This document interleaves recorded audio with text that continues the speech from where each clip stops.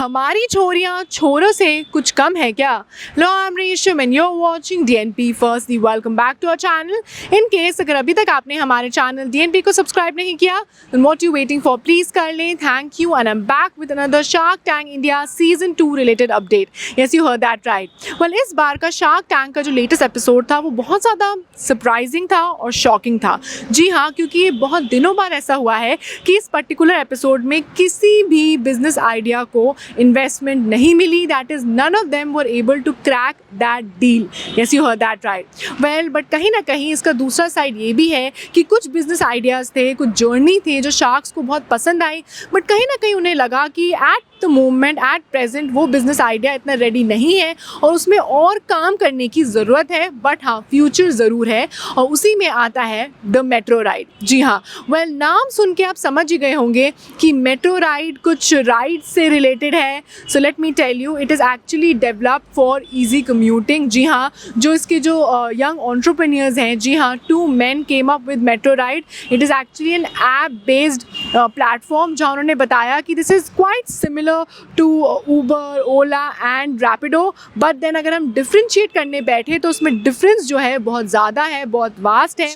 जहाँ उन्होंने आगे बताया कि मेट्रो राइड आपकी बहुत जो डिफ़िकल्ट से डिफ़िकल्ट प्रॉब्लम्स होती है related to your rides and commuting, वो बहुत ईजिली सॉल्व कर सकता है। तो मैं आपको बता दूं कि these young entrepreneurs asked for 75 lakh with 1% equity. जी हाँ, उन्होंने 75 लाख की इन्वेस्टमेंट मांगी थी in exchange of 1% equity. But कहीं ना कहीं शार्क्स इससे कन्विंस नहीं हुए क्योंकि उन्हें लगा कि metro ride is quite similar to Rapido, Ola and Uber. And कहीं ना कहीं जब आपके कॉम्पिटिटर्स इतने ज़्यादा इस्टेब्लिश्ड हैं इन द मार्केट, तो अपनी एक अलग पहचान बनाना बहुत ज़्यादा डिफ़िकल्ट हो जाता है। बट देन इन एंटरप्रेन्योर्स ने बताया कि कैसे मेट्रो राइड उनसे अलग है, क्योंकि पहली बात जो उन्होंने बताई वो उन्होंने बताया कि इट्स इन्वायरमेंट फ्रेंडली, क्योंकि इनके जो सारे जो व्हीकल्स हैं, दैट इज़ वो ई रिक्शाज जो होते हैं, वो सारे ऑफकोर्स इलेक्ट्रॉनिक हैं, तो ऑफकोर्स इन्वायरमेंट फ्रेंडली है, पोल्यूशन की तो कोई दिक्कत ही नहीं है।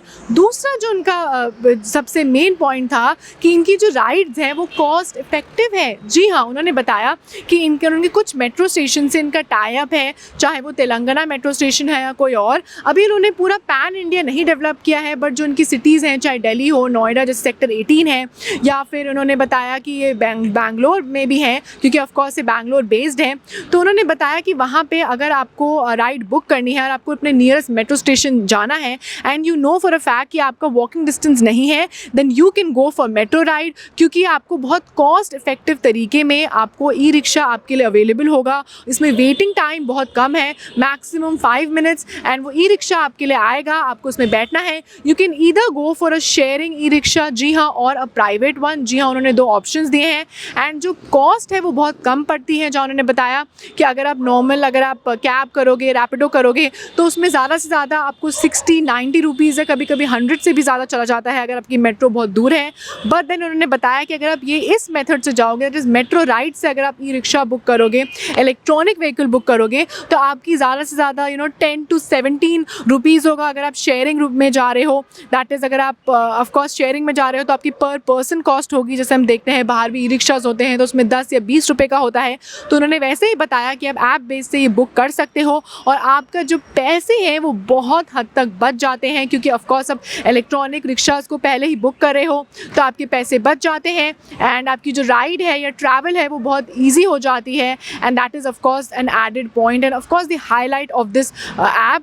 जहाँ उन्होंने बताया कि आप एक चीज़ और कर सकते हो कि जैसे हमें ओला में एंड ऊबर में जो है वो जो फेयर होते हैं वो डिफ़र होते हैं। कभी जैसे बहुत ज़्यादा ट्रैफिक हो जाता है या कभी अवेलेबिलिटी के ऊपर डिपेंड करता है। बट उन्होंने बताया कि मेट्रो राइड में ऐसा नहीं है, आपके फिक्स रेट्स होते हैं एंड इफ़ यू वांट तो आपकी प्री पेड भी आप बुकिंग कर सकते हो। जी हाँ, उन्होंने बताया कि अगर आप चाहो तो प्री पेड उसमें बैलेंस कर सकते हो एंड मंथली बेसिस पर, और आपके जो हैं पैसे विद ईच राइड करते रहेंगे। End of course that is a good point and A highlight of metro ride.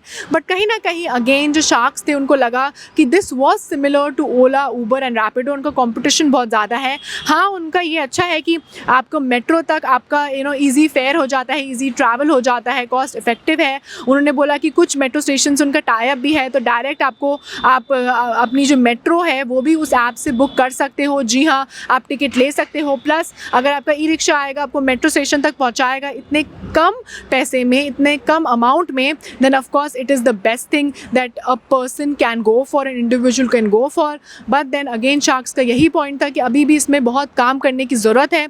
जहाँ उनका एक और पॉइंट ये भी था कि अगर आप 10 बजे से 12 बजे तक आपका पीक टाइम है, आप मेट्रो स्टेशन से लोगों को छोड़ रहे हो, ले रहे हो, देन उसके बाद जो बाकी का 12 से 4 बजे है उसमें जो है जो ड्राइवर्स हैं वो खाली रहेंगे। और उनके जो अगर हम उनकी सैलरीज़ की बात करें या उनके इंसेंटिव्स की बात करें तो वो कम हो जाएंगी। But then again metro ride के ओनर्स ने बताया कि कैसे पहली बात जो आई थिंक, जैसे जो मैंने अपने इंट्रोडक्शन में भी कहा था कि उन्होंने भी अपना जो पिच जो स्टार्ट किया था वो ऐसा था कि हमारी छोरियाँ छोरों से कम है क्या। उन्होंने ये ऐसा बोला था और इसीलिए बोला था क्योंकि उनकी जो बहुत सारी ड्राइवर्स हैं वो वुमेन ड्राइवर्स भी हैं। जी हाँ, पहले तो इलेक्ट्रॉनिक है, इट्स ऑल ग्रीन, एंड तीसरा एनवायरनमेंट फ्रेंडली है, एंड चौथा जो उनका पॉइंट है कि उनकी जो बहुत सारी ड्राइवर्स हैं वो वुमेन हैं। सो ऑफ कोर्स ये तो एक बहुत बड़ा हाईलाइट है।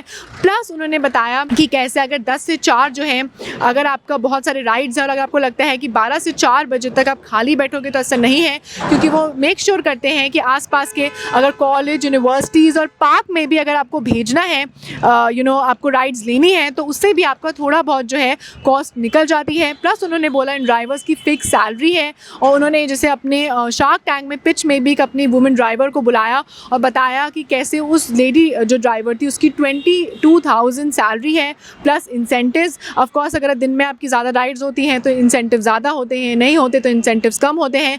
बट ऑफ कोर्स सैलरी तो उनकी फिक्स्ड है। दैट इज़ उस लेडी ने बताया that it is about 22,000 which is quite good when compared to the other drivers जिनके ऑफ कोर्स राइड्स पे डिपेंड करता है।